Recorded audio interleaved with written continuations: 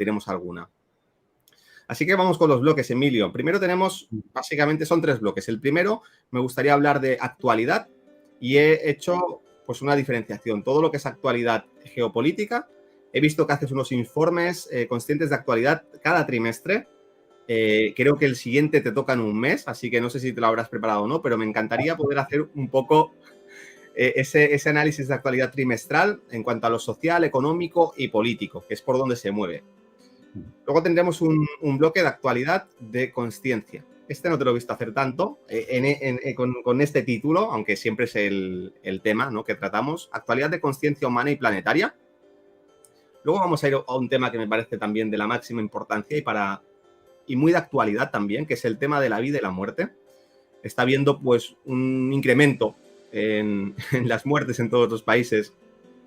Parece ser que por motivos aparentemente no muy claros, según los medios, y eso hace que, pues bueno, que esté, si siempre está presente, pero si cabe, pues todavía más con los años que estamos viviendo. Y me gustaría enfocarlo desde el misterio de la vida y de la iniciación y el sentido profundo de la vida. Esto tiene bastante que ver también con La gestión del misterio, que es un libro que hiciste con el querido Javier León. Hablar también del misterio de la muerte consciente, las señales del tránsito y las experiencias cercanas a la muerte, que es algo que a ti también te toca muy cerca por las experiencias que has vivido. Y finalmente el tercer bloque más abierto, el tiempo que quede, pues algunas preguntas del público. Así que no sé si quieres añadir algo, Emilio, comentar algo o entramos ya. No, vamos a entrar en materia porque el guión que has hecho es bastante amplio, así que sí, merece la pena que entremos en materia ya. Quería tocar todos los registros, que es difícil tenerte y me apetecía mucho, me ha costado sintetizar más. Así que vamos con el primer bloque, la actualidad geopolítica. Vamos a hacer un poco una revisión de cómo están las cosas, sobre todo cómo se van moviendo en el último trimestre, porque esto va muy rápido y estamos saliendo del verano y entrando ya, cuando nos vayamos a dar cuenta, en otoño. Así que te cedo la palabra, Emilio. Bueno, pues como tú apuntabas, Endica, efectivamente, para Ecocentro Televisión hago trimestralmente un informe que se llama así, Informe Trimestral de Actualidad, donde intento abordar los temas que están ahí en los informativos, entre comillas, pero de una forma consciente. Y no es dentro de un mes, es la semana que viene, el día 13 de septiembre, tengo el informe trimestral correspondiente ahora. Y bueno, a partir de ahí, yo diría que hay unos grandes temas que lógicamente de trimestre a trimestre, y yo diría que incluso últimamente ya de año a año, se van manteniendo como los temas que para mí creo que son los fundamentales. Y bueno, acabamos de terminar un verano que ha traído una serie de experiencias y siendo muy telegráfico, Endica, yo diría que no se le presta todavía la suficiente atención, pero siempre que hablamos de la actualidad, geopolítica, social, etcétera, etcétera, todo lo que tiene que ver con las distorsiones electromagnéticas, tengo un convencimiento íntimo de que está adquiriendo una enorme importancia. Es decir, en la medida en el que la infraestructura de la tecnología 5G va haciéndose una realidad y sin entrar a valorar lo que es la tecnología 5G, si es útil, si no es útil, si es necesaria, si no lo es, sus ventajas, sus desventajas. No, yo me planteo algo más sencillo. Es la infraestructura operativa, tecnológica, que la tecnología 5G para que funcione precisa y necesita. Esas decenas de miles de satélites que se están lanzando y orbitando en torno a la Tierra, los millones de estaciones bases que se sitúan sobre la faz del planeta y las comunicaciones electromagnéticas continuas entre todos esos satélites, entre sí y con las estaciones bases y las estaciones bases con los satélites.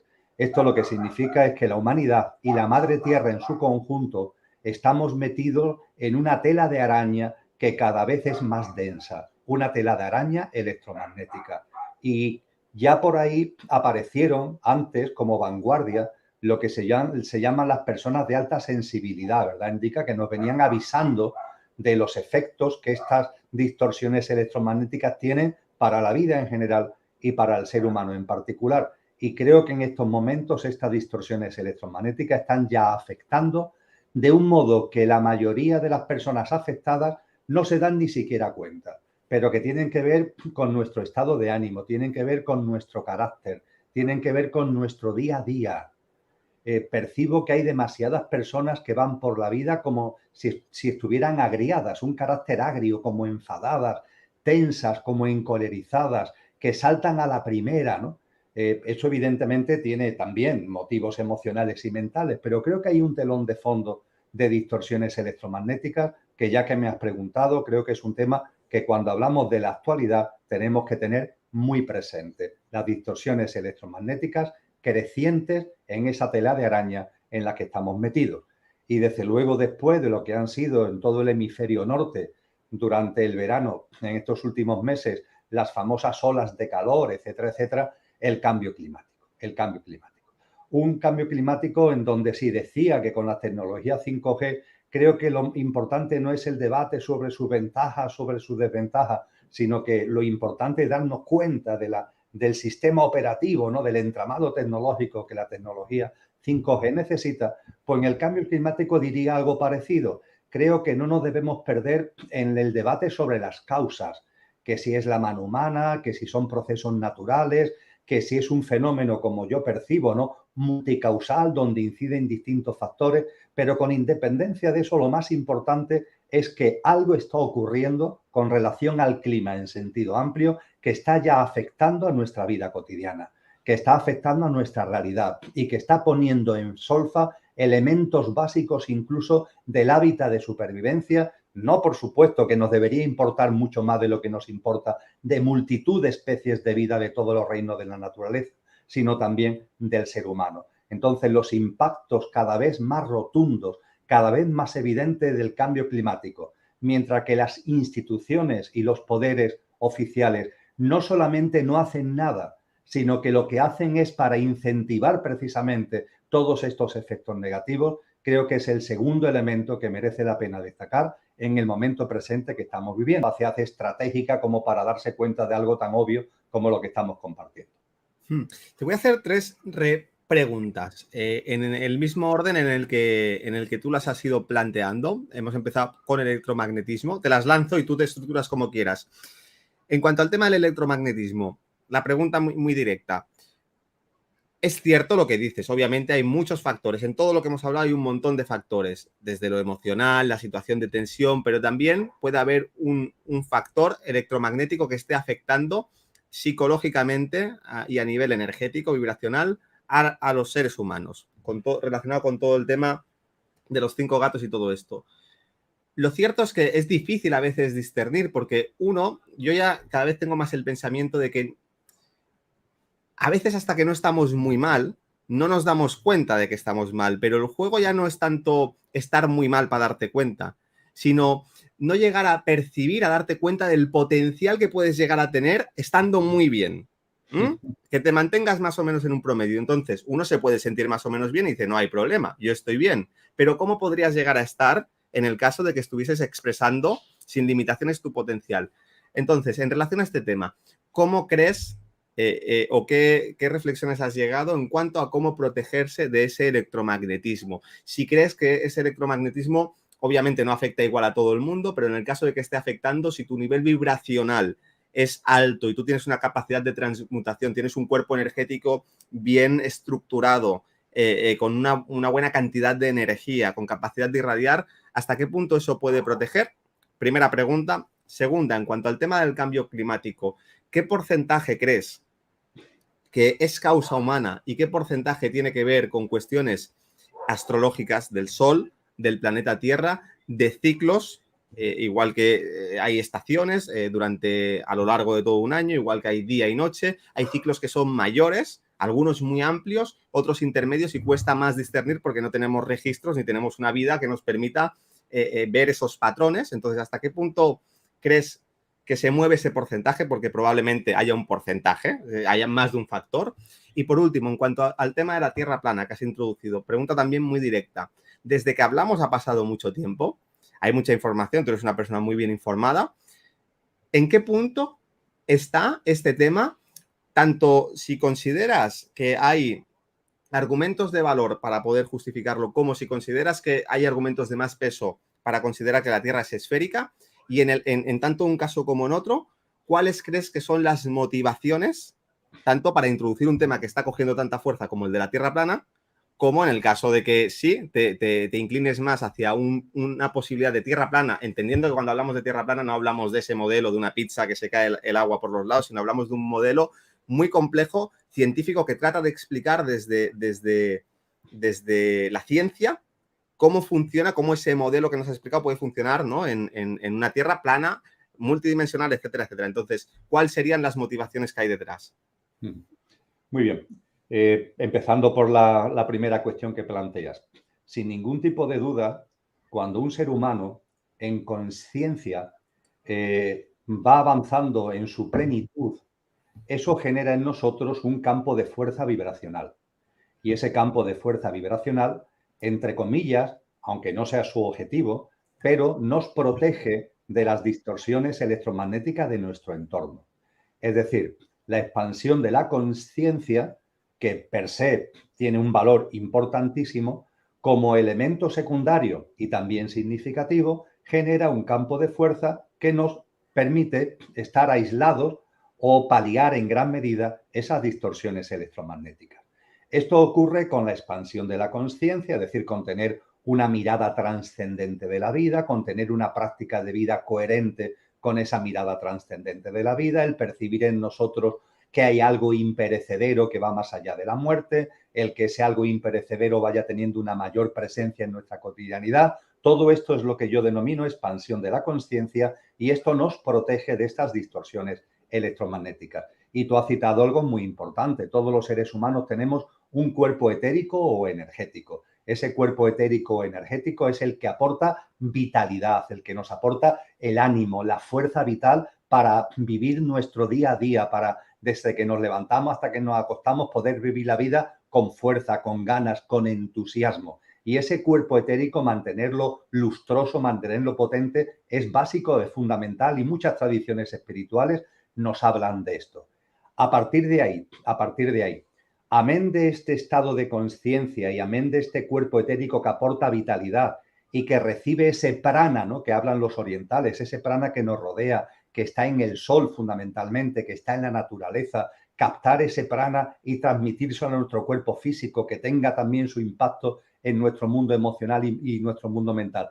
Además de todo esto, cuando hablamos de estas distorsiones electromagnéticas, es enormemente importante, indica, tener en cuenta a los reinos de la naturaleza y fundamentalmente en lo que implica el ámbito del electromagnetismo, el mundo vegetal. El mundo vegetal disuelve, el mundo vegetal protege, el mundo vegetal transmuta las distorsiones electromagnéticas. Muy en particular las arboledas, la importancia de los árboles en el planeta, la importancia de los árboles en las ciudades. Los árboles los árboles evitan, transmutan y nos protegen de las distorsiones electromagnéticas. Y algo que en estos momentos estoy estudiando, pero que es prematuro el compartir contigo resultado definitivo, es precisamente cómo en el mundo entero llevamos ya varios años donde hay una acción continua por parte de los poderes oficiales, instituciones, gobiernos locales, gobiernos regionales, gobiernos nacionales, de destrucción de la arboleda. Se están destruyendo árboles como nunca. En la ciudad donde yo vivo, en la ciudad de Sevilla, en los últimos años se han talado más de 5.000 árboles. Se habla mucho, fíjate, ¿no?, de emergencia climática. Sin embargo, no hay ningún problema para talar árboles. Mi percepción es que detrás de eso no solo hay inconsciencia, que la hay, claro, el matar a esos seres vivos, pero también puede haber una influencia de esos que están detrás moviendo hilos porque son conscientes que esas arboledas dificultan su objetivo de que a través de esas distorsiones electromagnéticas puedan afectar, como tú muy bien has dicho, a nuestro estado de ánimo, puedan afectar a nuestro carácter. A ese respecto, y termino, la musicoterapia nos enseña cómo los hercios que están en nuestro entorno influyen en nuestro estado de ánimo, influyen en nuestras emociones y cómo no es lo mismo tener una vibración determinada en hercios que otra vibración en hercios. Tú y yo, a la hora de relajarnos o a la hora de estudiar o a la hora de hacer cualquier cosa, el tener un tipo u otro de música, un tipo u otro de frecuencia vibracional en nuestro entorno, influyen. Esto es algo, repito, que la musicoterapia tiene absolutamente puesto de manifiesto y que nos puede ayudar a entender todo lo que implica las distorsiones electromagnéticas a las que estamos haciendo referencia. Después, la segunda cuestión que me planteaba, ¿me la recuerdas telegráficamente, Indica, simplemente? Sí, las causas del cambio climático, Perfecto. básicamente. Bien, tú me hablabas de unos tantos por cientos. Hombre, dar tantos por ciento es demasiado aventurado, pero yo me atrevería a decir que a lo largo de la historia de la humanidad, los ciclos mayores y menores a los que tú has hecho referencia, el ciclo de las radiaciones solares, de las manchas solares, los propios ciclos vitales, porque es un ser vivo de la madre tierra, han tenido el protagonismo de lo que el cambio climático es y significa. De una manera o de otra, siempre ha habido cambios climáticos a través de toda la historia de la humanidad y el protagonismo ha sido con un tanto por ciento altísimo el de esos ciclos de la madre tierra y esos ciclos del sol. Es decir, podríamos decir, por tanto, que el protagonismo claro, yo diría que en torno al 80, 85, 90% ha sido de fenómenos, de ciclos naturales. Esto cambia a partir de la revolución industrial, es decir, a partir de esas dos grandes oleadas de revolución industrial que se dan en el siglo XIX y que hace que a partir de 1870 la humanidad construya cada vez de una forma más global una sociedad industrializada, con todo lo que ello ha ido trayendo en las décadas siguientes.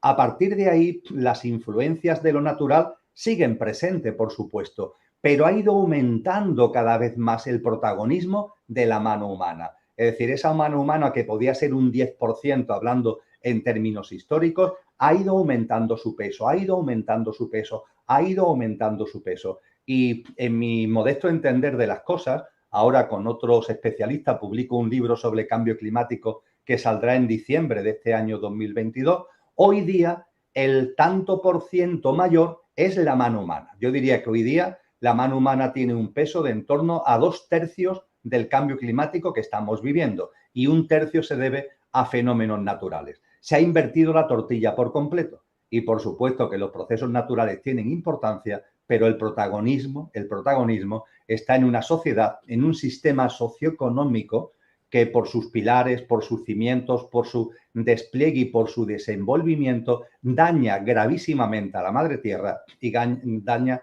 gravísimamente al hábitat también de supervivencia del ser humano. Todo además de una forma que entiendo que es querida y consentida por los que dirigen el sistema, porque de lo que se trata precisamente es de tener a la tierra malherida. A nosotros se nos quiere enfermos, se nos quieren distorsionados, se nos quiere vulnerables, porque de esa forma, como tú decías, lo decías muy bien, oye, no se trata de encontrarte medio bien. Si estuviéramos en plenitud, una persona en plenitud es cuando se plantea las grandes cuestiones de la vida, cuando estamos en una situación de vulnerabilidad, cuando estamos en una situación que no es de agotamiento, pero se le parece, estamos un tanto al límite, no nos podemos plantear otra cosa que la mera subsistencia, que la mera supervivencia. ¿Cómo vamos a traer a nuestra vida grandes preguntas? Buscar la verdad, ¿no? Como decía Cristo Jesús, busca la verdad, busca la verdad. ¿Cómo vamos a buscar la verdad si en mi día a día estoy con la lengua afuera o estoy al límite de mis fuerzas? Se nos quiere así. Y no solamente se nos quiere así como humanidad, sino que también se quiere a una madre tierra agotada, una madre tierra calentada, una madre tierra que además ese calentamiento sirva para meter prácticas de vida que al ser humano lo enfríe desde el punto de vista de su espíritu, de su fuerza vital, de su creatividad. Así que creo que esos tantos por cientos siempre están presentes lo natural y la mano humana, pero creo que en las últimas décadas ha habido una inversión absoluta de los porcentajes. Y yo me atrevería a decir que la mano humana hoy supone no menos de 2/3 de lo que es el impacto de eso que llamamos cambio climático, Indica.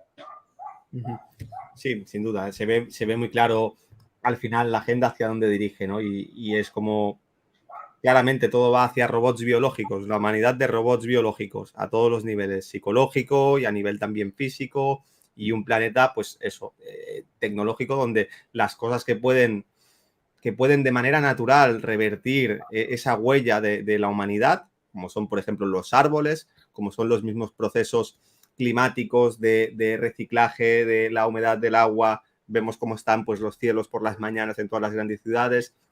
Pues bueno, uno puede deducir fácilmente, sin llegar a lo mejor a saber con total claridad, ¿no?, cuál es el resultado final que se busca, pero sí la dirección en la que va. Y faltaba un tema de una repregunta, que es el de la tierra plana. Sí, lo hemos compartido, como yo recordaba hace un rato en otro programa. No tengo no tengo cosas nuevas que aportar. Lo resumo. Lo que hablamos en aquel momento, lo resumo. Desde un punto de vista de lo pequeño, la Tierra es esférica. Ya los matemáticos griegos hicieron la demostración a través de la sombra de obeliscos, pusieron de manifiesto ese carácter esférico de la Tierra. Pero cuando se estudia lo que tiene que ver con la ciencia, en la ciencia hay dos grandes campos de acción: el campo de lo grande y el campo de lo pequeño, el campo de lo astrofísico y el campo de las partículas y de lo cuántico. Y la ciencia actualmente tiene contradicciones entre sí cuando analiza lo mayor y analiza lo menor, cuando analiza lo macro y analiza lo micro. Hay cosas que en lo micro se ven que no se ven en lo macro y viceversa. Incluso hay contradicciones que hoy la ciencia tiene encima de la mesa e intenta resolver. Digo esto porque cuando nosotros miramos a la Tierra, nos podemos acercar a ella con una visión micro o con una visión macro. Mi percepción es que desde una visión micro la Tierra es esférica. A partir de ahí, ¿por qué hay incluso ámbitos científicos que se plantean? Estoy hablando, por ejemplo, de la teoría del principio holográfico. Gerard T. Hoare, uno de los astrofísicos fundamentales que la promueven, es premio Nobel de Física. Y la teoría del principio holográfico nos empieza a hablar del universo como un holograma. Y el holograma significa que no tiene fondo. Es decir, parece que tiene fondo, pero realmente no tiene fondo. Lo que casa además con el hecho de que la astrofísica, por la densidad de la energía, por el estudio de la evolución histórica de la densidad de la energía en el universo, llega a la conclusión de que el universo es plano. Es decir, nos encontramos, por tanto, con una aparente contradicción entre una realidad micro, donde, por ejemplo, como marchan las sombras en obeliscos, nos da la percepción de una Tierra esférica, y es la Tierra esférica que cuando incluso salimos al espacio exterior muy cerca de la Tierra, podemos percibir ese carácter esférico del planeta, pero en paralelo, tanto la ciencia como la percepción de muchos seres humanos a veces perciben, a veces ven, a veces sienten, a veces tienen como destellos o tienen experiencias de un carácter plano. Ese carácter plano tiene que ver, indica, con el hecho de que el universo es plano. Y si el universo es plano, todo lo que hay en el universo a su vez es plano. Y la percepción de lo esférico no dejaría de ser una percepción de nuestros sentidos corpóreo-mentales, de la misma manera que cuando vemos una televisión o nos estamos viendo, tú me estás viendo a mí en estos momentos, yo te estoy viendo a ti, estamos viendo un fondo, pero ese fondo no es verdad, porque lo que tengo delante es una pantalla. Entonces yo diría que es una especie de paradoja, pero el terraplanismo y el esferismo no son contradictorios entre sí, sino que pueden ser verdades en función del ámbito micro o macro desde el que contemplemos esa realidad. Muy bien, seguimos con actualidad. Vamos al siguiente bloque, aunque vamos al final saltando porque todo se entremezcla. Pero hablamos más desde el punto de vista de actualidad, de conciencia, tanto humana como planetaria. Actualidad en el sentido de que nosotros estamos en un proceso consciencial que va acompañado de muchos eventos externos. Los eventos internos uno los vive desde su propia subjetividad. También desde lo colectivo cada vez se puede ver más, pues, y las redes sociales, esa interconexión nos lo facilita cada vez mucho más. Pero bueno, me gustaría plantear este tema y es muy amplio, así que puedes tirar por donde te parezca. ¿En qué punto estamos? ¿Hacia dónde nos dirigimos? O cualquier particularidad que tú estés reflexionando o considerando. Bien. Yo no tengo ninguna duda, Indica, por mi experiencia cotidiana, por mi experiencia diaria, por la personal y por las relaciones que mantengo, que son muchas, con el entorno que me rodea, de que la humanidad en conciencia está evolucionando de una forma imparable, de una forma enormemente fuerte y que cada vez hay más seres humanos que están percibiendo la vida de una manera distinta a los influjos que el sistema hace sobre nosotros y, en definitiva, a los paradigmas, a las pautas y a los hábitos de vida que el sistema quiere imponer. Yo creo que estamos viviendo en ese sentido en muchísimas personas un cambio de paradigma y una voluntad y un compromiso de vivir de una manera distinta. Y yo creo que eso hay que ponerlo en valor. Es verdad que todavía hay una gran parte de la humanidad que está muy sometida a los dictados de esos paradigmas, de esas pautas y de esos hábitos de vida que impone el sistema, pero eso no nos debe hacer olvidar, no nos debe cegar la mirada para percibir que hay un avance importantísimo en muchísimos campos.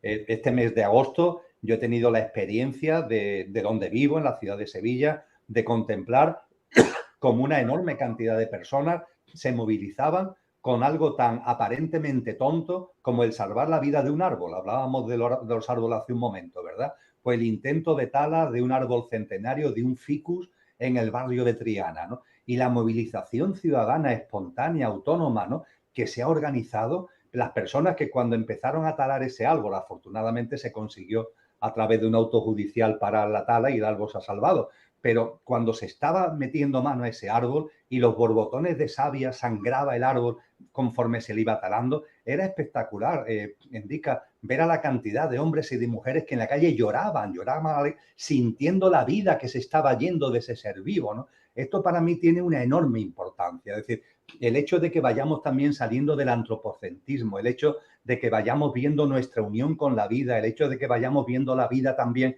y respetándola en los otros reinos de la naturaleza. En fin, no me enrollo que tenemos poco tiempo, pero yo sí percibo con claridad un cambio fortísimo en la conciencia humana. De la misma forma que percibo, por ir a la otra parte de lo que tú preguntabas, de la misma forma que percibo que los influjos para intentar que esto no sea así son enormes.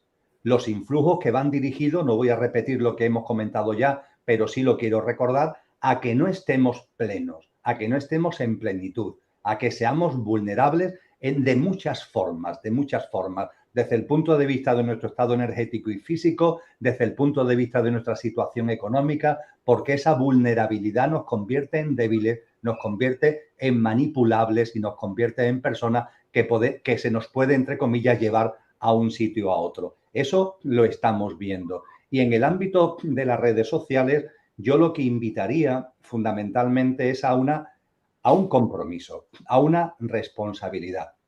No es sencillo, bueno, es sencillo, pero entramos en una práctica que lo sencillo lo convierte en complicado. Yo me lo impongo a mí mismo. Cuando me llega algo al móvil que me envía una persona, yo he adquirido el compromiso conmigo mismo, Indica, de no distribuir nada que me llega al móvil, salvo que compruebe que es verdad. Que es verdad en la medida en que se puede comprobar, es decir, tener la constancia de que no es lo que se llama una fake news.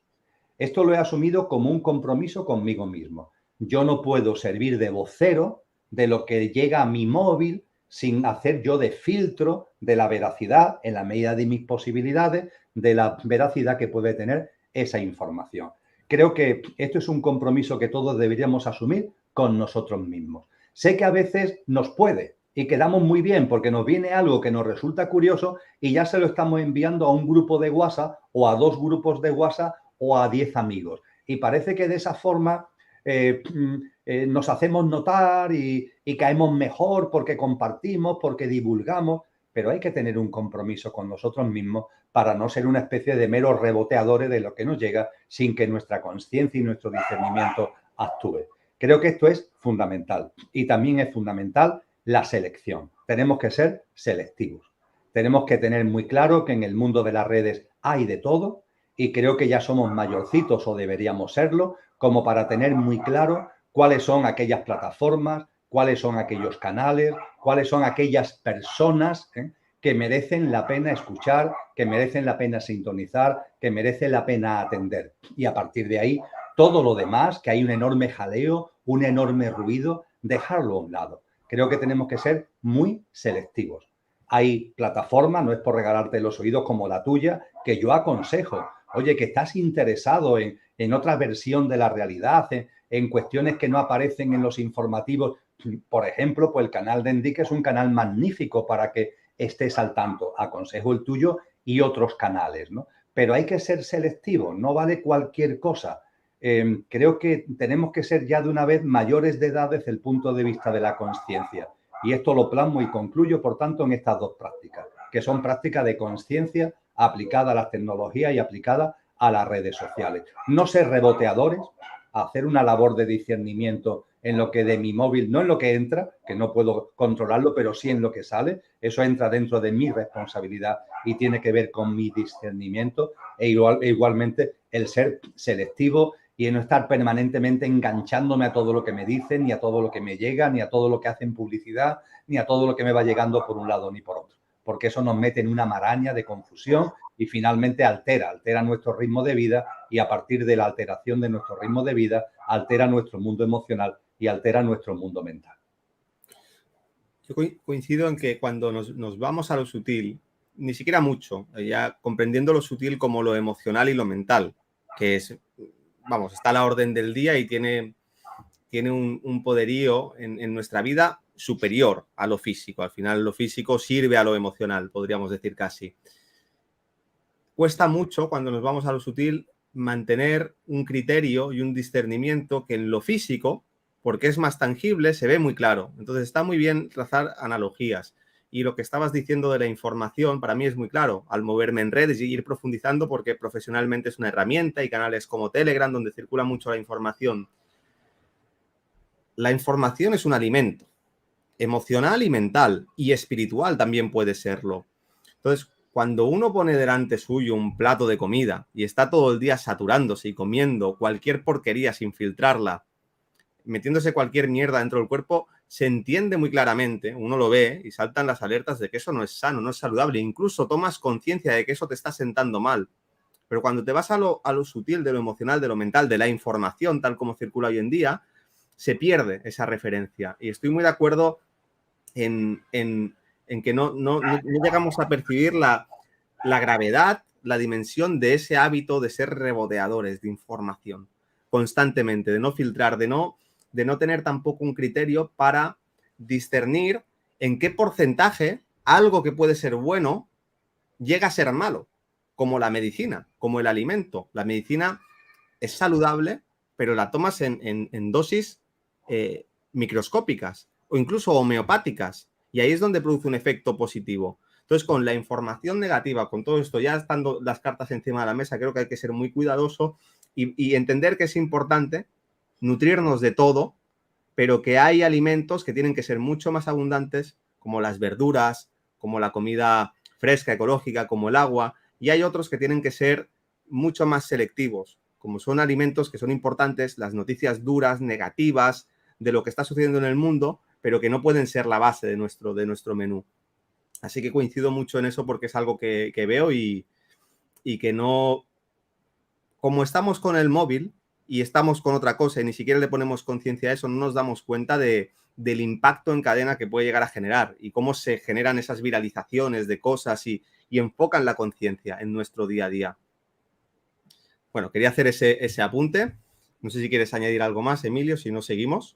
Recordar, lo sabemos, lo hemos compartido ya también en tu canal, pero nunca está mal recordarlo, que todas estas grandes plataformas, todas estas grandes redes sociales, las corporaciones, ¿no?, que andan detrás de todas estas grandes redes, lo que no cobran, lo hemos compartido ya y quiero recordarlo, repito, no cobran por una sencilla razón, porque nosotros no somos clientes.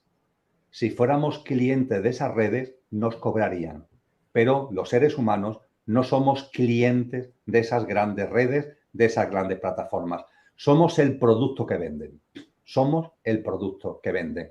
Por eso precisamente no nos cobran. Todo lo contrario, nos tendrían que pagar, porque nosotros somos el producto que venden. Tienen un control absoluto, un monitoreo continuo y profundo de todo lo que vemos y no vemos, hasta qué punto lo vemos y lo dejamos de ver, etcétera, etcétera, etcétera. Y todo eso con sus algoritmos lo condensan a través de una serie de ratios donde miden nuestro mundo emocional, donde miden nuestro mundo mental, donde miden nuestros gustos, nuestras aficiones, etcétera, etcétera, etcétera. Y todo esto finalmente, esto es un producto que se vende. Se vende a grandes corporaciones a modo de marketing para procesos de venta, se vende a gobiernos que quieren también tenerlos monitorizados y controlados y, por tanto, tener esa conciencia, no perderla. Yo no estoy haciendo un llamamiento, ni tú, por supuesto, a que nos alejemos de la tecnología, pero que conozcamos sus pros y sus contras, que seamos conscientes que esas grandes corporaciones no nos cobran porque para ellos somos el producto que venden, y que no olvidemos nunca esto, y a partir de ahí que utilicemos el sentido común, que utilicemos nuestro compromiso y nuestra responsabilidad y utilicemos el discernimiento para convertir estas tecnologías en un instrumento de conciencia y no en un instrumento de atontamiento y de adoctrinamiento. Y también comprender esto que dices del algoritmo, que es fundamental. O sea, hay algoritmos que son ya inteligencias artificiales súper inteligentes que aprenden, sobre todo cuando miras como lo que es YouTube, Google.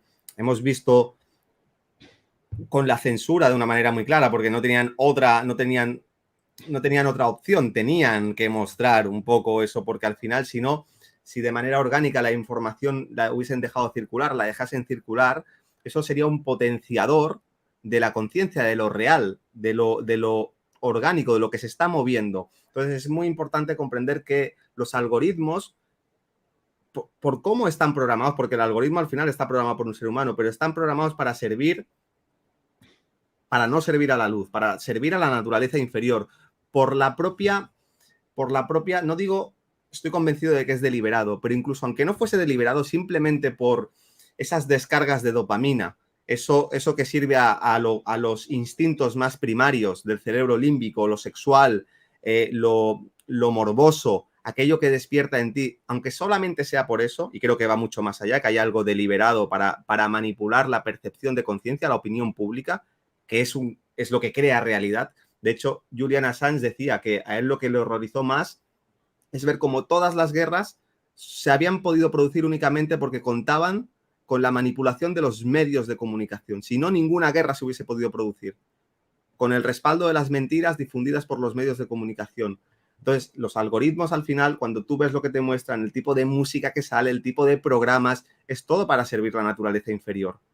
La parte instintiva, la parte que no conecta con lo trascendente, que no conecta con el trabajo interior. A lo mejor se da de manera orgánica. No sé si es antes el huevo o la gallina, porque también es verdad que eso a lo mejor tú lo lanzas y tampoco tiene tanto impacto. Pero hay que tenerlo muy en cuenta. Educar también los algoritmos dentro de lo posible. Entender que al final cuando tú miras una cosa o cuando tú prestas atención a algo que a lo mejor no está en tu esfera de conciencia, lo que estás haciendo es reforzar que se te empieza a mostrar mucho más eso.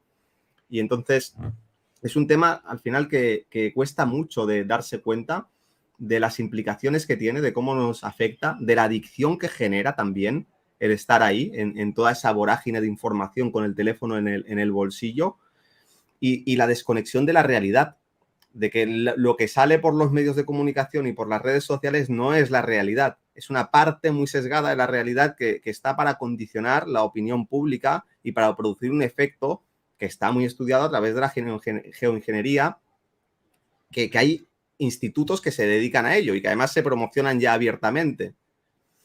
Y es un tema mucho más importante de lo que parece y es un arma de doble filo, porque es verdad que también es la herramienta que nos permite conectarnos, comunicar y expandir mucho la conciencia. Pero el algoritmo no está para servir a ese propósito. Tenemos que ser nosotros que aprendamos a utilizar eso de manera consciente. Bueno, adelante, Emilio. No, totalmente de acuerdo, Indica. No puedo aportar más de lo que tú has dicho, lo comparto al 100%. Muy bien, avanzamos, que van pasando los minutos. Nos vamos al siguiente bloque, vida y muerte. Vamos a hablar de la vida, del misterio de la vida, aunque a veces se viva la vida desde lo prosaico y no se profundice en eso, pero ahí es donde está el sentido de la vida, en el misterio y en lo profundo, de la iniciación, entendiendo la iniciación como que en la vida, a través de de entender el significado profundo de la vida, el propósito del perfeccionamiento, del trabajo interior, uno se va iniciando a nuevas realidades desde las tradiciones esotéricas, y en este libro se habla de ello, y en muchas de las corrientes espirituales que sigue se habla de la iniciación como procesos en los cuales tú te estabilizas en un estado de expansión de conciencia, en un estado vibracional, y hay diferentes etapas que marcan la madurez, igual que a nivel físico uno pasa por, es un bebé, es un niño, es un adolescente, es una persona pues más o menos mayor de edad, es una persona madura. A nivel de conciencia también se dan todos esos procesos, y ese es el primer bloque, así que es bastante amplio y te cedo la palabra. Sí, es amplio, pero estamos hablando de un pilar fundamental de la vida y de la existencia. Llevo un tiempo estudiando en profundidad todo lo que tiene que ver, antes lo citaba de pasada, con la astrofísica. Siempre me ha interesado, tanto a mi esposa como a mí, es un tema que siempre nos ha interesado, pero hace un tiempo que ese interés lo estamos desplegando a modo de estudio profundo, a modo de estudio de grandes autores, de lo que son ahora mismo los referentes fundamentales, tanto desde el punto de vista personales como de escuelas científicas en el ámbito de la astrofísica. Y esto dará lugar en su momento a lo que esperamos que sea un libro sobre cosmogénesis, que intentará resumir en unos 30, 40 postulados lo que la ciencia indica hoy sobre la realidad del universo y la realidad de la existencia, sobre su origen y sobre su desenvolvimiento. Y intentaremos también ponerlo eso en relación con lo que nos enseñan las tradiciones espirituales. Bien, todo esto, ¿por qué lo comparto? Porque crece, indica, el convencimiento en el ámbito científico de que la vida en el universo es inevitable. Es decir, frente a la visión que se tenía antes de que la vida en el universo puede ser una excepción, una especie de accidente excepcional, hoy día cada vez son más los científicos que perciben, que ven que la vida llena el universo por completo, que se expresa, por supuesto, de multitud de formas, pero que llena por completo el universo. Y cada vez más son los científicos de renombre que incluso nos hablan de que el universo es una inmensa unidad de vida orgánica, una inmensa unidad de vida orgánica.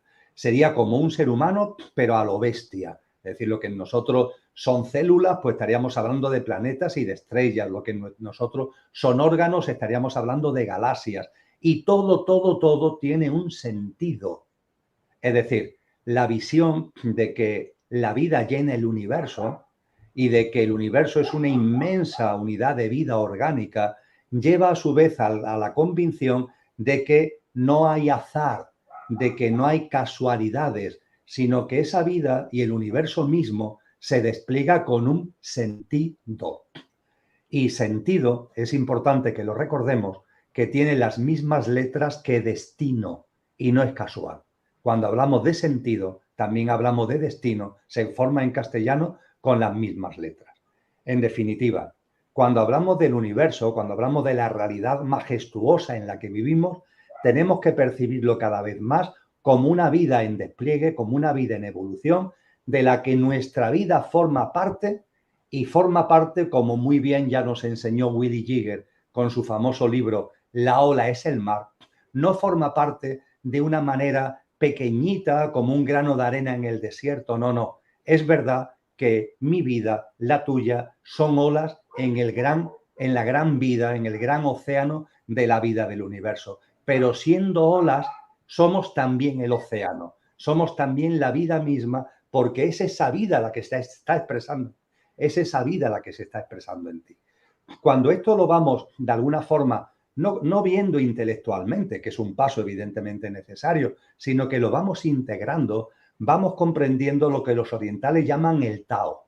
El Tao es que la vida es un camino, que la vida tiene un sentido. Y efectivamente, ese sentido de la vida es tan maravilloso que el símbolo del Tao es el yin y el yang, es decir, es un círculo donde una parte es negra y la otra es blanca, donde en la parte blanca hay un circulito negro, donde en la parte negra hay un circulito blanco, para que rompamos dualidades y para que percibamos que la vida, teniendo un sentido, todas las formas de vida que hay en el universo la podemos vivir alineados con el sentido de la vida, lo cual significa ser sensatos y evolutivos, o en libre albedrío, las formas de vida como la humana que tenemos libre albedrío, podemos vivirla a contramano del sentido de la vida, es decir, lo podemos vivir de una forma insensata, es decir, de una forma involutiva. Y el Tao, el sentido de la vida y el sentido del universo, es tan majestuoso que todo lo admite e incluso tiene la capacidad de que lo que va a contramano de la vida, insensato, involutivo, darle la vuelta en conciencia a favor de la vida. Esto, dicen los maestros, no justifica el dolor, el sufrimiento que originan aquellos que van a contramano de la vida.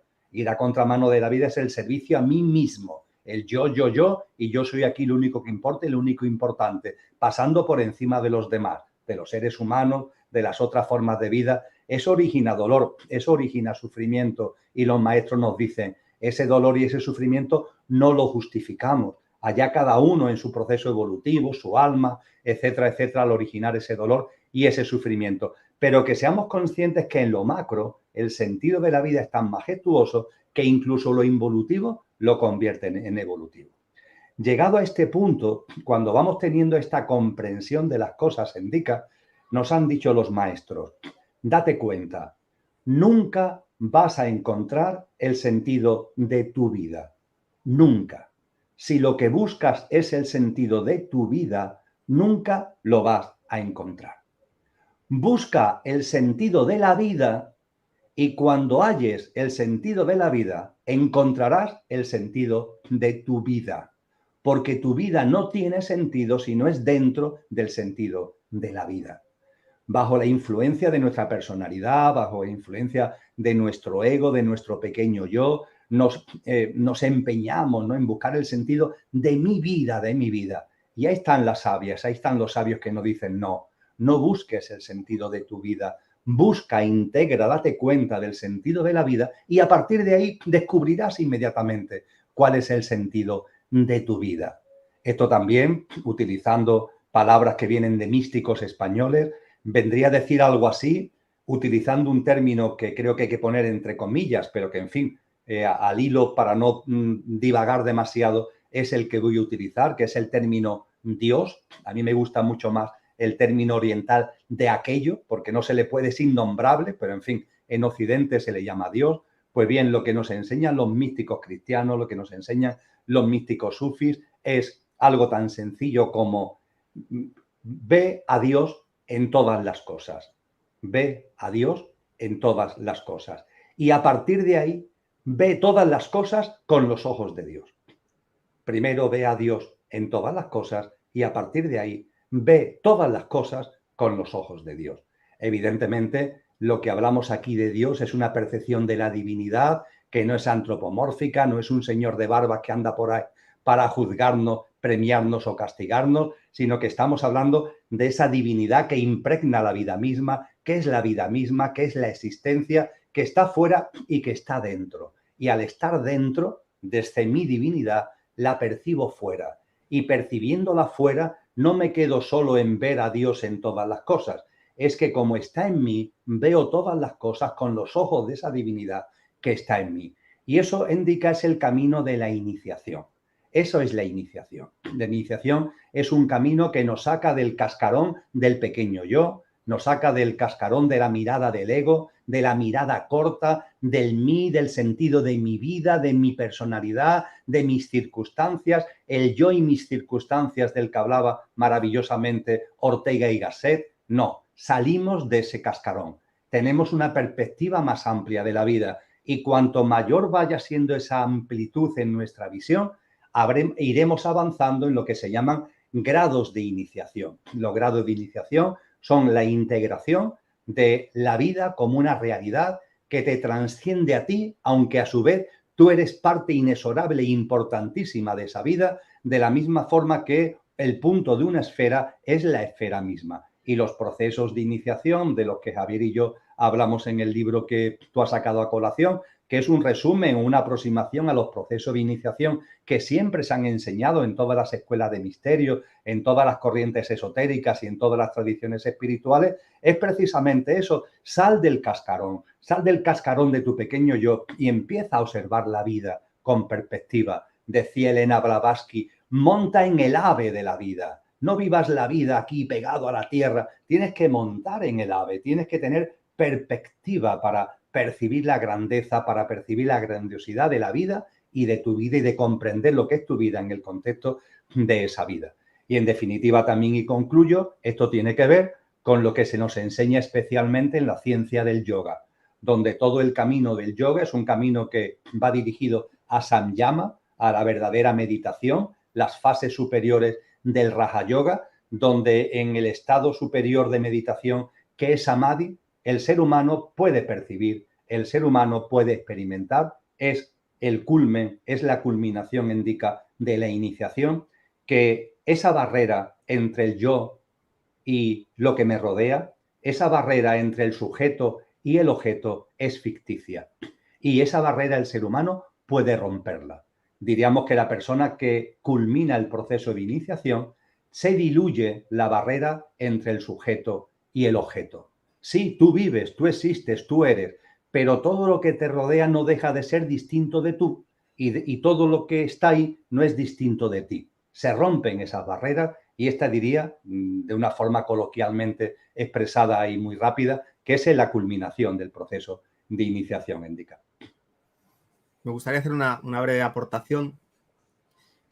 Claro que este tema es muy amplio y cada uno lo está mirando y lo está mirando desde un lugar, desde una posición diferente. Entonces, no es algo que se puedan dar recetas generales y hay todo un trabajo de trabajarse a sí mismo, ¿no? De empezar no por aquello que está lejos o aquello que es abstracto, sino por los conflictos que uno tiene, por las dificultades que uno va encontrando recurrentes en su día a día. Pero más allá de eso, yo también una de las cosas que creo que es súper importante reivindicar, porque si no caemos en el abordar toda esta cuestión desde esa mente concreta y racional con la que operamos en el día a día, es darse cuenta de que uno tiene que aprender a volar, como hacías referencia a Blavatsky, pero volamos con nuestra mente, volamos con nuestra imaginación. Es muy difícil que tú puedas tener una experiencia más allá de lo cotidiano, a no ser que te permitas viajar con tu mente hacia lugares o espacios o reflexiones o meditaciones de lo que no conoces. Los niños lo hacen maravillosamente. Los niños están en esta realidad física jugando y están en esa realidad subjetiva, espiritual jugando y están entremezclando las dos. Entonces, yo creo que es muy importante como adultos recuperar eso y darse cuenta de que no es un juego de fantasía, sino que es el juego de ir hacia los reinos psíquicos, los reinos de la imaginación y transportarte a esa mente abstracta que te lleva a otro estado de conciencia diferente, donde todo esto que estabas comentando cobra un sentido experiencial, porque te mueves en otra mente, que está más conectada con el espacio, que está más conectada con espacios, con sensaciones de plenitud, con el observador, con la contemplación y con empezar a vivir de verdad las mismas cuestiones que están enfrente tuyo, pero desde otro lugar. Yo creo que te escuché a ti hablar una vez de que no es tan importante el qué sucede, sino el cómo lo vives. Es muy difícil vivir el cómo de una manera muy diferente, a no ser que consigas ir un poco más allá de esa mente concreta, racional, en la medida de que no tienes una experiencia más allá de eso. Y hay que atreverse a experimentar y a jugar. Obviamente, el conocimiento es muy importante porque al final es un mapa que te señala caminos, pero hay que salir de lo intelectual y hay que irse hacia el mundo de las sensaciones. Obviamente hay que hacer un trabajo de silenciación interior y de evitar los conflictos, porque cuando vas hacia eso, lo primero que te vas a encontrar son todas las cosas que no has resuelto anteriormente. Y eso hace que la vida de verdad merezca, en cualquier circunstancia y contexto, merezca de verdad la pena vivirla. Creo que es muy importante tener en cuenta cuando hablamos de estas cuestiones, el desde dónde las abordamos. Me recuerda lo que acabas de compartir, una de las primeras canciones, creo que fue de las primeras que compuso Joan Manuel Serrat, que fue la banda de más de una película, la segunda película que él interpretó siendo muy jovencito, Vivir para vivir, donde hablando de la vida, él dice, ¿qué más da que pegue o bese? ¿Qué más da que pegue o bese? Es la vida, es la vida. Recientemente leía una de las últimas cartas que escribió Oscar Wilde, la escribió desde prisión.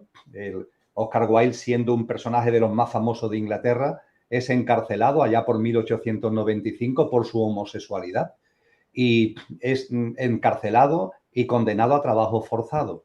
Y había sido delatado por su amante, por Douglas.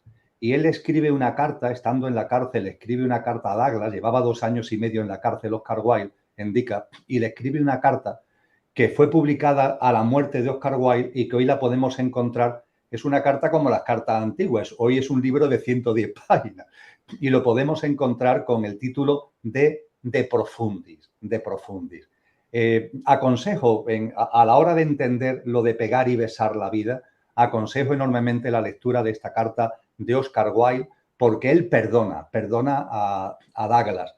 Le agradece que lo haya delatado, que lo haya traicionado, porque el hundimiento que ha tenido en su vida le ha abierto puertas experienciales, como tú decías, que antes le estaban vedadas y que no, si no hubiera sido por esa experiencia terrorífica de ser absolutamente desterrado, ninguneado, expulsado, arruinado, etcétera, etcétera. De hecho, él cuando sale de la cárcel se va a vivir a París y muere en la indigencia absoluta a los pocos años. Pues bien, él habla de toda ese valor que tiene esa experiencia. Y hay un momento concreto que dice, Douglas, yo antes de vivir esta experiencia solamente degustaba los frutos del lado luminoso del jardín. Solo degustaba los frutos del lado luminoso del jardín.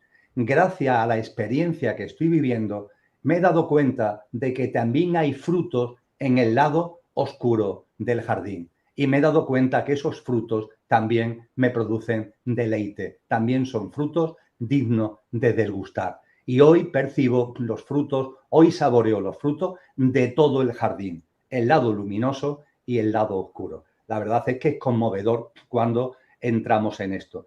Y por fin, para no enrollarme más, cuando hablamos de iniciación hay veces que me dicen, pero Emilio, yo no tengo tiempo de empezar a leerme tratados, tratados esotéricos, de escuelas de misterio, ni siquiera tengo tiempo de leerme el libro que tú y Javier habéis escrito a este respecto, porque no, algo mucho más breve, algo que pueda en 15 minutos, 10 minutos leer lo que significa la iniciación, los procesos que esto conlleva, la evolución que eso implica. Pues bien, hay un texto, indica, que yo aconsejo vivamente. Está escrito en la barrera entre el siglo XIX y el siglo XX. Y está escrito por un ser muy controvertido que fue Friedrich Nietzsche, el gran filósofo germano. Me estoy refiriendo en concreto a la obra Así habló Zaratustra, que son discursos de este personaje que se inventa Nietzsche, Zaratustra. Pues bien, yo aconsejo vivamente la lectura del primer discurso. Ya está, son unas pocas paginitas, muy pocas, nada. En 10-15 minutos has leído, o menos, has leído el texto. El primer discurso de la obra Así habló Zaratustra de Friedrich Nietzsche. Y ahí se nos dice, se nos remarca, y me he acordado, y lo estoy sacando a colación, ahora verás por qué, a propósito de una cosa que tú has dicho, nos dice que en nuestro proceso iniciático, en nuestro proceso evolutivo, el ser humano pasa primero por una fase, la fase que él llama del camello. El camello por la joroba, ¿no? Por los pesos, por los lastres, ¿no? Es el ser humano que vive subordinado, sometido. Es el ser humano que vive, dice Nietzsche, en el debo de, tengo que, debo de, tengo que, todo el tiempo eso, sometido, con presión, con obligaciones, con deberes, intentando hacer las cosas lo mejor posible, pero siempre pisoteado. Hay un momento determinado donde dice Nietzsche que el alma humana dice, no, hasta aquí hemos llegado. Tengo que romper con esto. No puedo seguir siendo un camello. Y dice que entonces el ser humano se transforma de camello en león. Fíjate el cambio de figura, el león como arquetipo. El león es el yo quiero, el yo quiero. Ya está bien, de debo de, tengo que, me lanzo al mundo. Me lanzo al mundo, si quiere que lo expresemos así, a conquistarlo, a hacerlo mío. Voy a buscar fuera mi realización, voy a buscar fuera el ser un ganador, voy a buscar fuera el éxito, la fama, el disfrute, el goce, el placer. Me lanzo fuera a conquistar el mundo. El yo quiero, ese es el león. Y nos dice Nietzsche, pero hay un momento determinado en el proceso evolutivo humano que te das cuenta que ese es un camino a ninguna parte. Que ese camino hacia afuera, de estar buscando fuera, la felicidad fuera, las relaciones fuera, todo fuera, es un camino que realmente nunca te da plenitud. Y en ese momento se produce la siguiente transformación. La transformación de el león en niño, en niño. Fíjate lo que se habla hoy tanto del niño interior. Bueno, pues ahí en 1899 ya estaba el niño en escena en esta obra de Nietzsche. ¿Y el niño cómo vive? ¿Cuál es la forma de vivir del niño? La del camello, debo de, tengo que. La del león, yo quiero siempre ahí con la lengua afuera, hacia afuera. ¿Y la del niño cuál es? El juego de crear. El juego de crear. El juego de crear, como tú has definido muy bien, el juego de crear en conciencia. El ver la vida como de verdad la vida es, nuestra capacidad de interacción con ella continuamente y nuestra capacidad creadora. Y a partir de ahí ir elevando la vista, ir elevando nuestras pautas y hábitos de vida, ir elevando nuestra visión de las cosas para que efectivamente podamos percibir y podamos realizar esa capacidad de crear, no desde el pequeño yo, sino desde nuestro verdadero ser que todos tenemos. Creo, indica que estas transfiguraciones del primer discurso de Zaratustra también tienen mucho que ver y resumen de una forma muy concreta, muy sintética, pero también muy cierta el proceso iniciático del ser humano. Lo voy a resumir incluso un poco más porque mi frase favorita o una de las favoritas de Nietzsche, no sé si será extraída de este libro de Así habló Zaratustra, que no lo he leído, o si no tiene todo el sentido en su proceso de desarrollo de su obra, ¿no? Y de compartir sus reflexiones, que dice, la madurez del hombre es vivir con la seriedad con la que juega el niño, que en el fondo resume eso, ¿no? Y es muy simbólico, a mí me gusta mucho porque la seriedad con la que juega el niño, es verdad, es algo de vital importancia jugar, es algo que se toma muy en serio y no le quites el juego porque lo sacas de ese estado de fluir y entra en otro estado y se pone a llorar, pero para él es muy importante el jugar con la vida. Y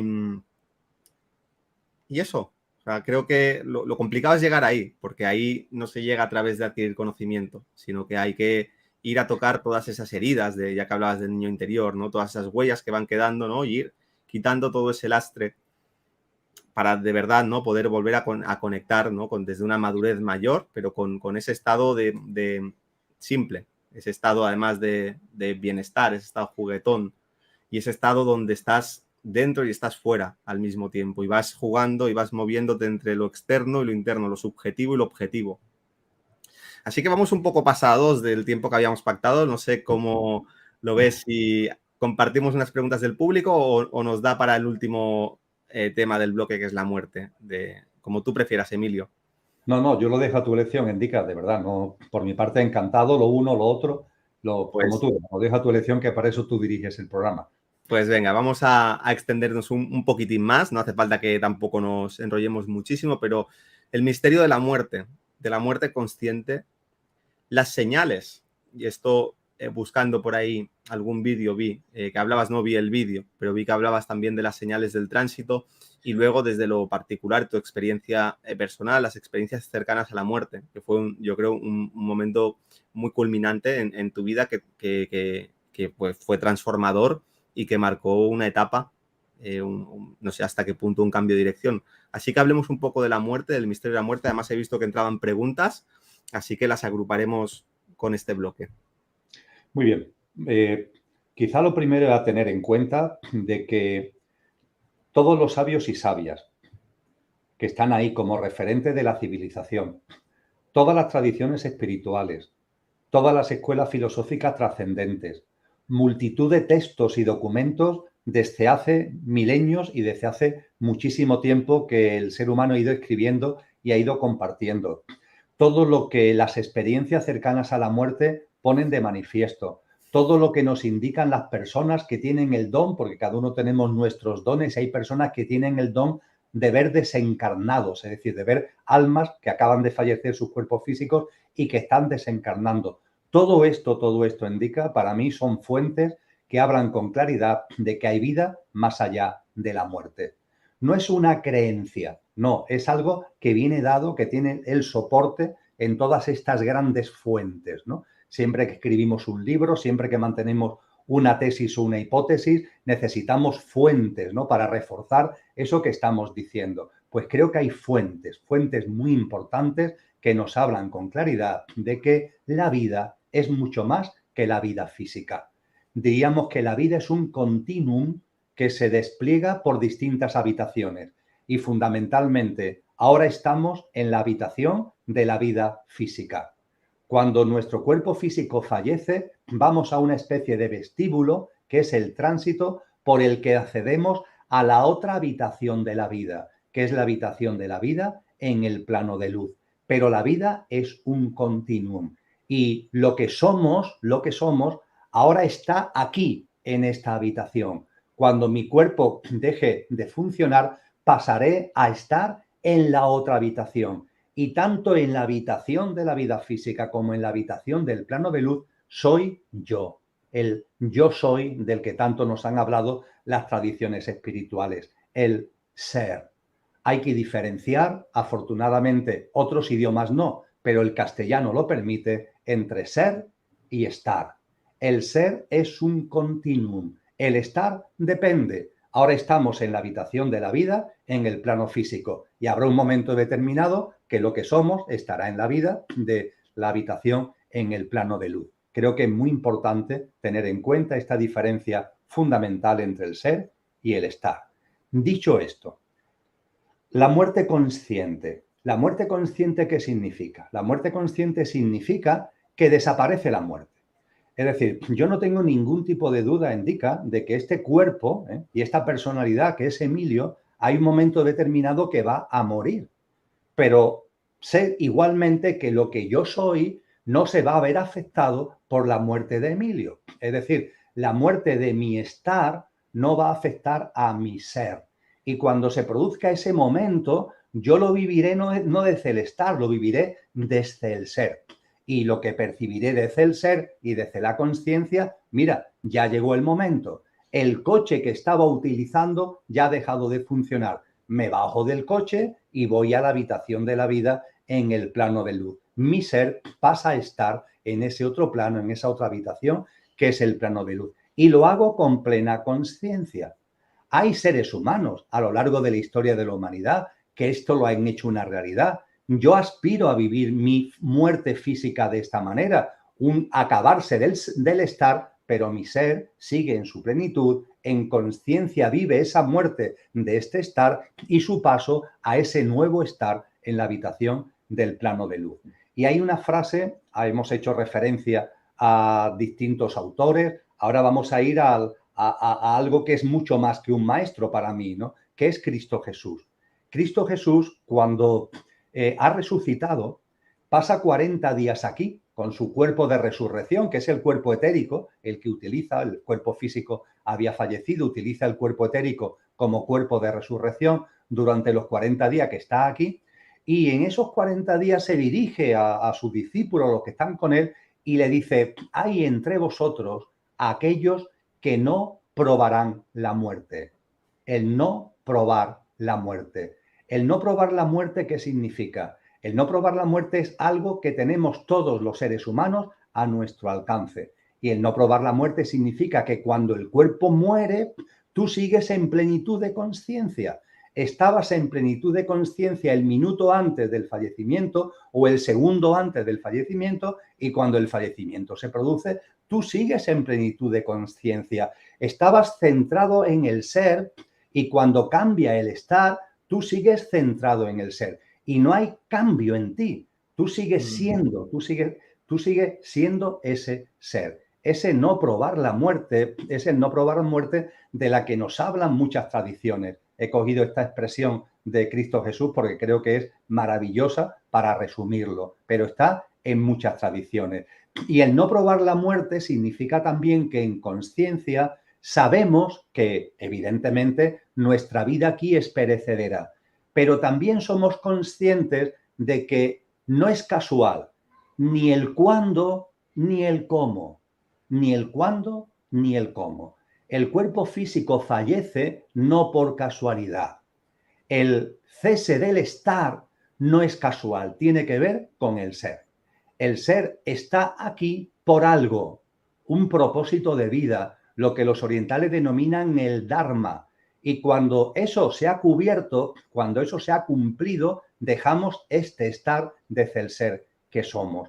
Por tanto, el cuándo, el momento, el día, la fecha, la hora en la que se produce el fallecimiento e incluso el cómo, enfermedad, accidente, etcétera, etcétera, no es casual. Todo tiene un sentido profundo que está relacionado con el ser y su interacción con ese estar.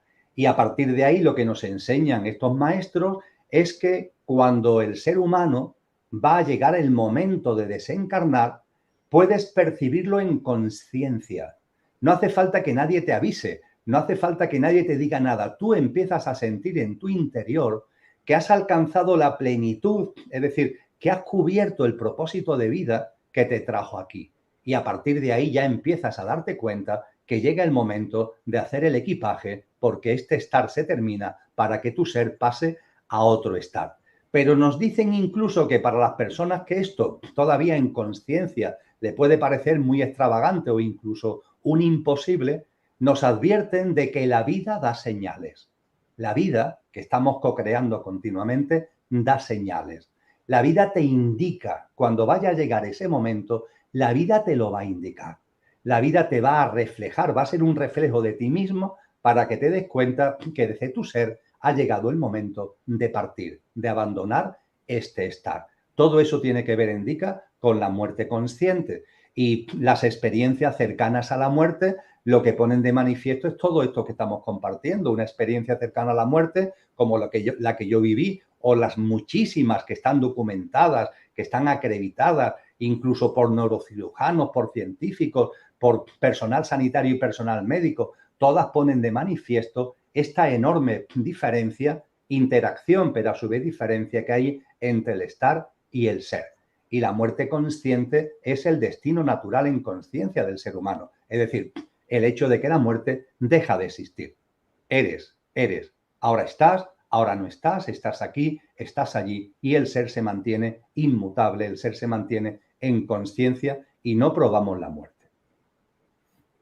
Creo que también es importante la noción de que cuando te mueres eres lo mismo que eras aquí. Es decir, si tú has estado en el estar solamente, pues ahí va a haber una gran confusión, porque donde siempre te has identificado está muriendo. Pero si tú aprendes a vivir en el ser, pues simplemente lo que comentabas, ¿no? El estado de conciencia se transfiere, hay un proceso de desencarnar conscientemente y te vas al otro lado. Y no he tenido la oportunidad de interactuar con algunas, pero no tantas como para poder tener referencias muy amplias o muy claras, pero desde luego he estado muy pendiente del proceso, estoy muy pendiente del proceso de nacimiento, de concepción y de crecimiento en la barriga de mi mujer y de cercano nacimiento. Y las señales son tremendas. Desde el segundo 1 de la concepción, si estás atento y tienes una mínima sensibilidad, y los cambios energéticos que se producen son enormes. ¿Cómo no va a haber? Y de hecho, las pocas referencias que tengo de la muerte a través de algunas terapias que he realizado de personas que estaban cerca del proceso de desencarnar, también son muy claras, cómo la energía se va retirando del cuerpo y cómo se va focalizando una gran cantidad de energía ahí arriba. El cómo lo viva cada uno, pues dependerá de lo presente y lo atento que haya estado viviendo a lo largo de su vida. Pero no puede haber un cambio, una transformación tan grande sin que haya señales. Hablo de señales sutiles o energéticas, pero que seguro se manifiestan también físicamente. De hecho, yo creo que coincide mucha gente, ¿no? De que en el momento de que la persona ya está desencarnando, hay cambios físicos muy claros. Claro, estamos hablando ya de un periodo que ya es muy evidente en las últimas instancias, pero que obviamente tiene una continuidad y que probablemente se note mucho, mucho antes. Al final estamos en lo mismo, ¿no? En que vas a morir como hayas vivido, generalmente, más allá de circunstancias kármicas, ¿no? Que uno pues, no puede saber. Bueno, vamos a compartir, si te parece ya, para cerrar, tenemos, ya que nos hemos tomado esta licencia, alargarnos hasta 1:30, un par de preguntas que hay. Haremos un par que tengo por aquí localizadas. Vamos con esta de Virginia. ¿Qué opináis de la moda en el mundo espiritual de saber el origen estelar? Me rechina mucho. Para ti, Emilio. Bien, lo de origen estelar, me imagino que se refiere a que venimos de otros planetas, ¿no? Semillas estelares, el de dónde vienes, etcétera, etcétera, las razas con las que estás asociado, todas estas cuestiones. Desde el punto de vista de nuestro ser, que las tradiciones espirituales denominan fundamentalmente espíritu, somos realmente multidimensionales. Y si estamos en este plano, que es un plano de vibración, entre comillas, baja, es un plano maravilloso, pero desde el punto de vista de su gradación vibracional es un plano de baja gradación vibracional. Si la luz del espíritu llega aquí, significa que esa luz del espíritu está en todos los otros planos de mayor nivel vibracional. Es decir, si aquí hay un foco de luz y el foco de luz da aquí, significa que ese foco de luz no solamente está aquí, sino que está en todos los puntos intermedios que hay hasta aquí. Desde el punto de vista, por tanto, del espíritu, del ser, somos multidimensionales. Ahora bien, desde el punto de vista de la conciencia que somos en el plano humano, tenemos que tener una cosa muy clara. Cuando llegamos a este plano, nuestro proceso evolutivo se desarrolla en este lugar, en este sitio. Soy más concreto todavía. Nuestro proceso de reencarnaciones, que es un proceso dilatado en el tiempo, de evolución en conciencia, es un proceso que si se comienza en la Madre Tierra, desde el punto de vista de toda la evolución que en este plano corresponde, se desarrolla y se despliega en la Madre Tierra. No hay salidas a otros planetas, no hay salidas. Una vez que se llega aquí, podemos venir de donde vengamos, pero una vez que estamos aquí, todo nuestro proceso de reencarnaciones se desarrolla en la Madre Tierra. De hecho, el cuerpo etérico al que ha hecho referencia Enrique y al que he hecho referencia yo, el cuerpo etérico, el cuerpo energético que los seres humanos tenemos, ese cuerpo etérico lo tomamos del etérico de la Tierra. Es decir, cuando nuestra alma se encarna, cuando nuestra alma se proyecta para encarnar, lo primero que hace es moldear el cuerpo etérico, que es el molde después del físico, y ese cuerpo etérico coge la sustancia como si fuera el barro, pero el barro etérico lo coge del etérico del planeta. Con lo que nuestra primera madre es la Madre Tierra, que nos proporciona la sustancia etérica con la que el alma, como si fuera un alfarero, hace el jarroncito de lo que va a ser tu cuerpo etérico, mi cuerpo etérico. Después, en el proceso de fecundación y en el proceso de gestación en el vientre de la madre, le he dado la enhorabuena a Indica por su próxima paternidad en privado. Aprovecho para hacerlo ahora en público.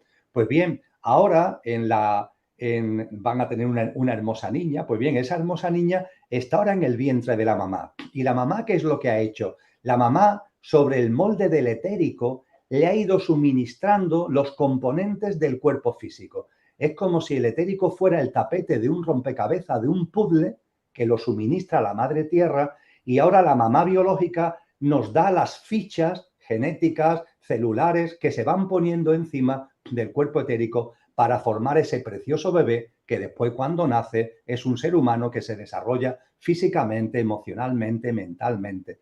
Todo esto lo estoy comentando para poner en evidencia la enorme ligazón que hay con la Madre Tierra.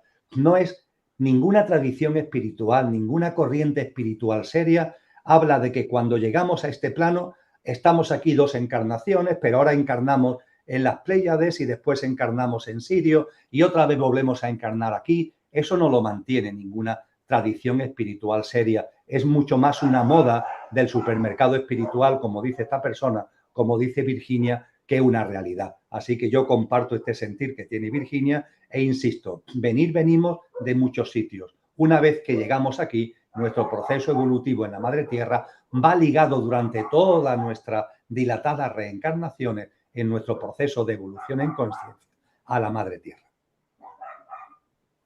Buenas, al morir a la mente nuestra de esta vida, ¿qué le pasa? Al morir, ¿qué le pasa a la mente que hemos tenido durante esta vida, esa encarnación? Bien, en esto las tradiciones y todas las escuelas son muy claras y muy precisas. Cuando el fallecimiento físico se produce, muere lo físico. Punto. Lo etérico, que ha sido el molde del físico, como acabamos de compartir, se disuelve y vuelve a la Madre Tierra entre 48 y 72 horas. Es el proceso, el tiempo que requiere el etérico para disolverse. Ese barro que habíamos tomado, que habíamos hecho el jarroncito de nuestro cuerpo etérico, se disuelve y en 48 72 horas se disuelve en la Madre Tierra. A partir de ahí, de lo que es nuestra parte perecedera, ¿qué es lo que sigue vivo? Lo emocional y lo mental. Al plano de luz, a esa otra habitación de la vida, solamente puede estar el ser. En las tradiciones occidentales, la dimensión álmico y espiritual. Es lo único que puede llegar a esa otra habitación, lo único que puede estar en la otra habitación, que es el plano de luz. Y ese vestíbulo que hay entre la habitación de la vida en el plano físico y la habitación de la vida en el plano de luz, ese vestíbulo que es el tránsito, es el lugar donde se disuelve lo emocional y lo mental. Lo mental y lo emocional, y en el caso de la pregunta lo mental, tiene que disolverse. Y esa disolución en el tránsito, lo apuntaba también Indica, puede ser más o menos larga, puede ser más o menos, si queréis que utilicemos esta expresión, dificultosa. ¿De qué va a depender? De la densidad. Si nosotros por nuestra forma de vida hemos generado un mundo emocional y mental muy cargado, muy denso, muy egoico, eso en el tránsito está llamado a disolverse, pero claro, al ser tan denso requerirá, vamos a hablar en términos de esta habitación del plano físico, requerirá más tiempo que en el caso de personas que por su forma de vida, por su práctica de vida, no hayan densificado tanto, no hayan sido tan egoicos, tan egocéntricos y no hayan densificado tanto su mundo emocional y su mundo mental. Así que al morir a la mente de esta vida, la mente está llamada a disolverse junto con lo emocional en el tránsito y ese proceso de disolución durará más o durará menos en función de lo cargado que nuestro mundo emocional y mental lo hayamos creado en esta vida física. Bueno, pues nada, vamos a cerrarlo aquí, que estamos a punto de llegar a 1 hora y media. Agradecerte mucho, Emilio, pues el placer, el gustazo de estar aquí compartiendo contigo todo este rato. Creo que pues todos los que han estado aquí acompañándonos también lo han hecho. Además, he visto un número muy fijo todo el rato, lo cual me lleva a pensar de que ha estado la gente bien atenta, sin fluctuar mucho. Algunos se iba, algunos lo sustituía, pero ahí hemos estado. Y pues darte la última palabra, Emilio, por si quieres compartir algo más, tanto a nivel de lo que hemos hablado aquí, como a nivel de tus actividades, de los proyectos que desarrollas. Bueno, lo más importante indica mi agradecimiento. Siempre te lo doy, pero es verdad, y no lo digo protocolariamente. El agradecimiento por abrirme esta ventana.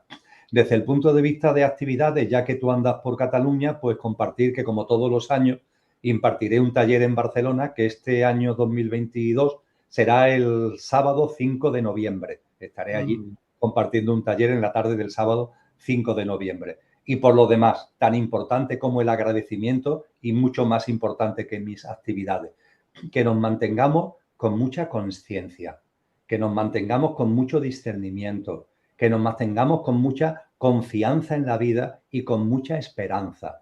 Estamos creando algo muy bello. Es verdad que en nuestro entorno las cosas están cayendo, pero hay que ser consciente que esa caída no es ni más ni menos que el problema necesario para que surja algo nuevo. Estamos naciendo de nuevo cada uno y estamos dando lugar a algo hermosísimo colectivo que Cristo Jesús llamó una nueva generación humana y en ello estamos. Así que más allá de todas las circunstancias duras de la vida, de las noches oscuras en las que pueda estar cada uno, de la distopía en lo personal y en lo colectivo que estamos viviendo, permíteme que mis últimas palabras sean unas palabras de aliento, sean unas palabras de ánimo, sean unas palabras de confianza y sean unas palabras de conciencia. Estamos creando algo muy bello y lo que late en el corazón de tantas personas y brilla en nuestras almas, lo estamos haciendo realidad con esa capacidad creadora a la que hemos hecho mención durante la grabación.